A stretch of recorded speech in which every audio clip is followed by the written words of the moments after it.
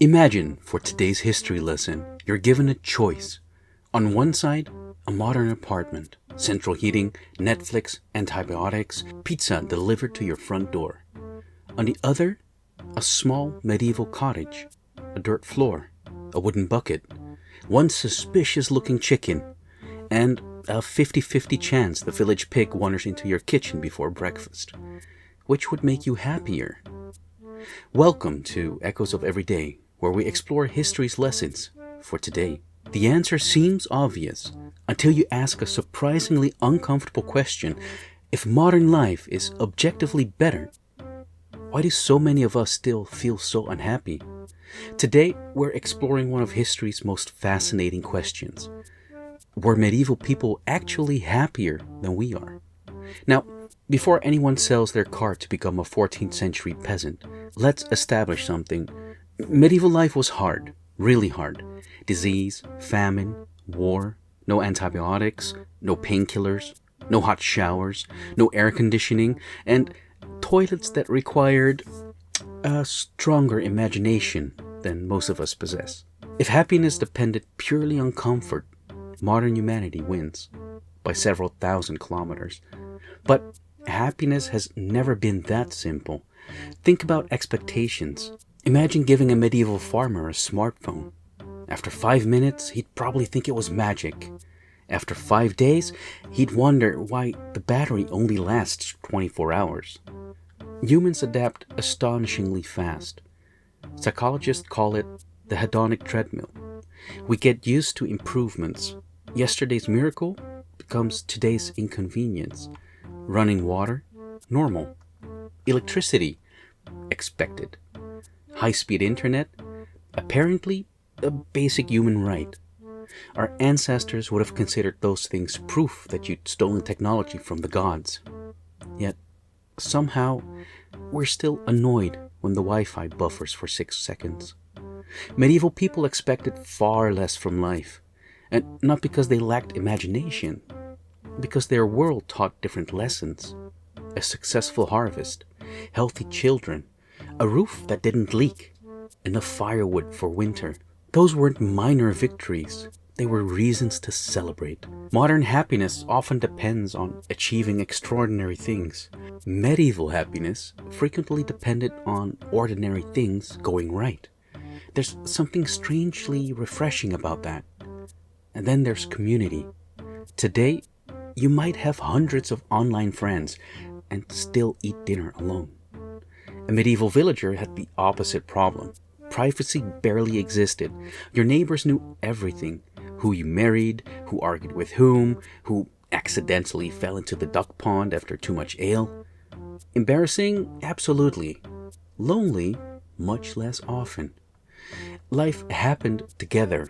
Harvest, festivals, church service, markets, work, even gossip was basically a community sport.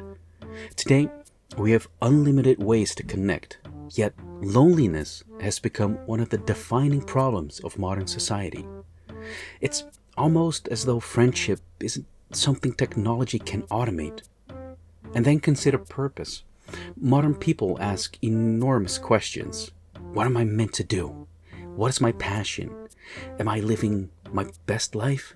A medieval blacksmith probably woke up thinking, I make horseshoes. Question answered. His purpose wasn't hidden somewhere deep inside his soul, awaiting to be discovered after listening to 6 productivity podcasts. It was waiting in the workshop. That's restrictive, but it's also psychologically convenient. Choice is wonderful, but too much choice is exhausting. Anyone who spends 45 minutes scrolling through Netflix before giving up and rewatching The Office already understands this. Now multiply that feeling by careers, relationships, cities, life paths. Freedom creates possibility, but it also creates uncertainty. Religion played a role too. Whether someone was deeply devout or simply following local tradition, life fit inside a larger story. Birth, work, marriage, death. Everything had meaning beyond the individual. Modern society offers remarkable freedom. It also asks each of us to invent our own meaning from scratch. And that's exciting and occasionally terrifying. Of course, we shouldn't romanticize medieval life. Imagine developing a toothache. Today, you'd book a dentist appointment. 700 years ago, the village barber approaches holding a pair of metal tongs with entirely too much confidence. Suddenly, your anxiety about replying to emails doesn't seem quite so dramatic. Healthcare alone probably settles the debate for most people. And then there's entertainment. Today, we have films, music, books, games, infinite videos about people restoring rusty farm equipment for some reason. Nobody knows why they're so relaxing. They just are. Medieval entertainment looked rather different. Storytelling, music, festivals, markets, watching two neighboring villages compete in archery while everyone argued about whose goose was cheating. Entertainment wasn't endless, which may have made it feel more special. Scarcity often increases appreciation. There's another fascinating difference: comparison.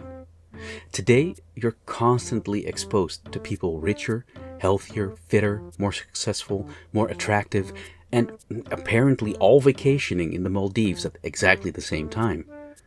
Medieval peasant mostly compared himself to other peasants.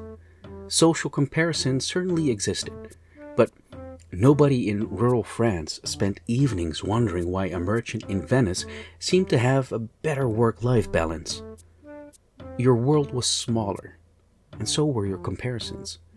Sometimes ignorance really was bliss. So, were medieval people happier? Honestly, there's no way to measure happiness across 7 centuries. No medieval customer satisfaction surveys have survived, although I'd love to read one.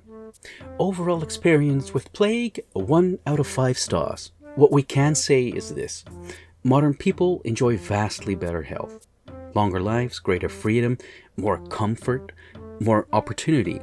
Those things matter enormously.